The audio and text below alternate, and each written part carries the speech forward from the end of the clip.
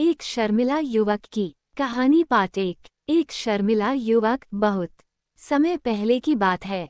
किसी नगरी में एक युवक रहता था। वह स्वभाव से बहुत ही शर्मीला किस्म का व्यक्ति था। वह इतना शर्मिला था कि कोई भी नया व्यक्ति उसके सामने आता तो वह बोलने में हिचकिचाता था और उसकी जुबान ही नहीं खुलती थी। यहाँ तक कि जब किसी व्यक्ति से बात करते समय भी वह घबराता था। उसे बात करने में भी शर्म आती थी और उसे अपनी समस्याओं को किसी के साथ साझा करने में दिक्कत होती थी, जिस कारण अपनी समस्याओं के कारण खुद ही परेशान रहता था और उसका जीवन ठीक तरीके से नहीं चल रहा था।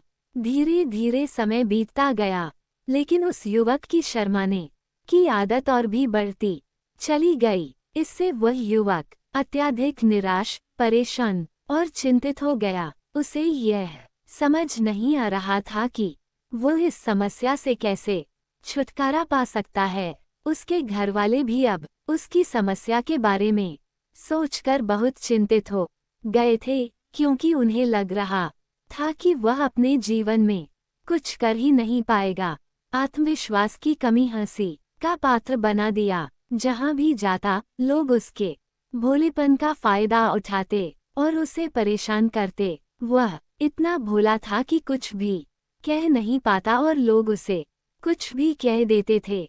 इसके कारण उसका मन किसी भी काम में नहीं लगता था और वह हर काम को कुछ ही दिनों में छोड़ देता था। इन सब के कारण वो मन घुट रहा था। वह सबसे कुछ कहना चाहता था, लेकिन अपनी इस आदत के कारण वह किसी से कुछ कह नहीं पा रहा था। अंदर ही अंदर घुटता जा रहा था और उसके सारे विचार, सारी बातें मन में ही दबी पड़ी थीं। वह किसी से अपनी मन की बातें नहीं बताता था। जब वह छोटा सा बच्चा था तो लोग उसे उसकी इस स्वभाव के कारण बहुत पसंद करते थे। उसकी इस आदत को भी लोग उत्साह देते थे। जब वह युवा हो गया तो इसी आदत के कारण उसे अपना जीवन व्यतीत करने में अत्यधिक परेशानी उठानी पड़ रही थी। इसके कारण वह बहुत परेशान रहता था और अपनी इस आदत से छुटकारा पाना चाहता था। वह ये चाहता था कि वह लोगों से अपने मन की बातें खुलकर कह पाए। जो कुछ करना चाहता है, जो कुछ कहना चाहता है, वह सबसे खुलकर कह सके। लेकिन जब भी कोई दूसरा उसके सामने आता तो मानो उसकी जुबान खुलती ही नहीं। यहाँ तक कि वह अपने माता पिता से भी ठीक से बात नहीं कर पाता था। उसके गिने चुने कुछ दोस्त थे जिनसे वह बातें कर पाता था। जब भी वह किसी के बात का जवाब नहीं देता तो लोग उसके बात का मजाक उड़ाते, जिससे उसके पिता अत्यधिक चिंतित हो गए। वह चाहते औरों की तरह उनका बेटा भी दूसरों के सामने अपनी बात रख सकें।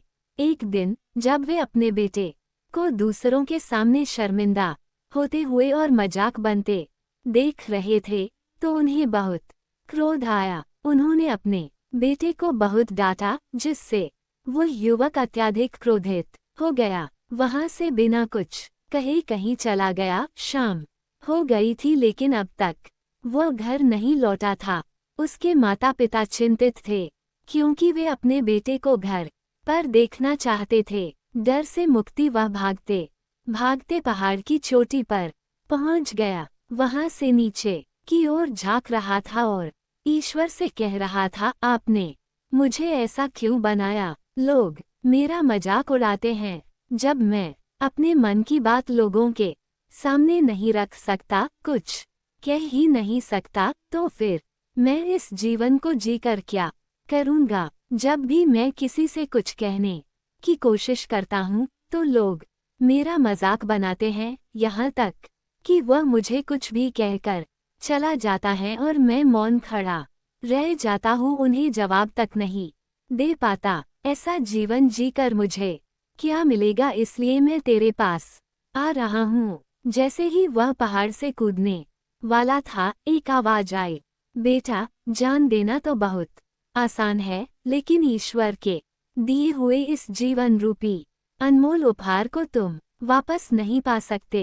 यह आवाज जैसे ही उसके कानों में पड़ी और वह पीछे मुड़कर देखा। जब वह पीछे मुड़कर देखा तो उसने एक बौद्ध भिक्षु को अपने पीछे खड़े हुए पाया। उन्हें देखकर वह अपने कदम पीछे खींच लिए और चुपचाप वहां पर खड़ा हो गया। अपनी आदत के कारण उसने उनसे कुछ नहीं कह पाया। तभी बौद्ध भिक्षु ने पूछा, बेटा आखिर क्या बात है और तुम यहाँ पर क्या कर रहे हो? तुम अपने जीवन को क्यों समाप्त करना चाहते हो? यह अनमोल जीवन बहुत कम लोगों को मिलता है और तुम्हें ये जीवन व्यर्थ लग रहा है। क्या मैं जान सकता हूँ इसके पीछे का कारण? तब तक युवक कहता है, नहीं नहीं, मैं तो बस यहाँ खड़ा होकर पहाड़ की ऊंचाई को देख रहा था।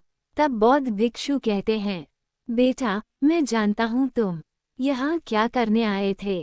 तुम मुझसे कुछ नहीं छिपा सकते, लेकिन मैं चाहता हूँ कि तुम अपनी समस्या मुझे खुद बताओ ताकि मैं तुम्हें उसका समाधान बता पाऊँ। यदि तुम चाहते हो कोई तुम्हारी मदद करे तो इसके लिए पहले तुम्हें ही आगे बढ़ना होगा। यदि तुम चाहते हो कि मैं तुम्हारी मदद करूं तो मुझे तुम्हें अपनी समस्या बतानी होगी, वरना मैं कुछ नहीं कर पाऊंगा। बौद्ध भिक्षु के इस बात को सुनकर वो युवक कहता है, मैं बिल्कुल ठीक हूँ, सच कह रहा हूँ, मुझे कोई परेशानी नहीं है। उस युवक की बात सुनकर बौद्ध भिक्षु उससे कहते हैं, यदि तुम नहीं चाहते हो कि मैं तुम्हारी मदद करूं तो मैं तुम्हारे बात पर विश्वास कर लेता हूँ, लेकिन तुम्हें भी मेरी एक बात पर विश्वास करनी पड़ेगी कि मैं तुम्हारे मदद के लिए ही यहाँ आया हूँ।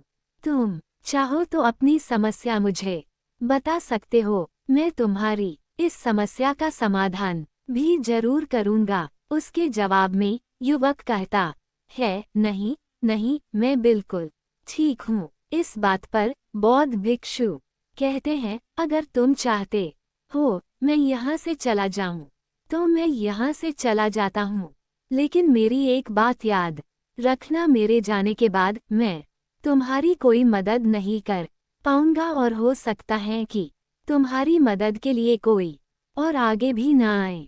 इतना कहकर भिक्षु जाने लगा। वो युवक खड़ा होकर बौद्ध भिक्षु की सारी बातें सुन रहा था। जैसे ही बौद्ध भिक्षु कुछ दूर पहुँचे तभी उस युवक ने जोर से आवाज लगाई, हे गुरु, मेरी समस्या बहुत बड़ी है, क्या आप इसका समाधान कर सकते हैं?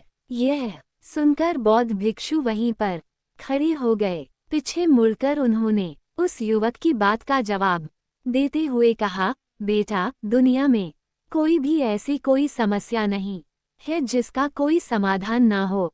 यदि तुम मुझे अपनी समस्या बताओगे तो मैं उसका समाधान जरूर करूँगा। तब वह युवक बुद्ध भिक्षु से अपनी समस्या बताते हुए कहता है, गुरुदेव, मेरे लिए एक ही समस्या है जो बहुत बड़ी हजारों समस्या के बराबर है, शर्म, जिस कारण मैं किसी से कोई बात नहीं कह पाता हूँ, यहाँ तक कि मैं अपने मन की बात किसी को नहीं बता पाता।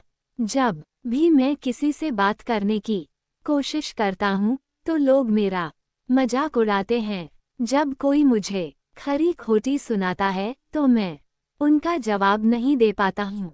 मैं लोगों की तरह वाक्पटु बनना चाहता हूँ, मैं लोगों की तरह सवाल जवाब करना चाहता हूँ, मैं मन की बात कहना चाहता हूँ, मैं इस दुनिया से कदम मिलाकर चलना चाहता हूँ, आगे बढ़ना चाहता हूँ। क्या इसका कोई समाधान है?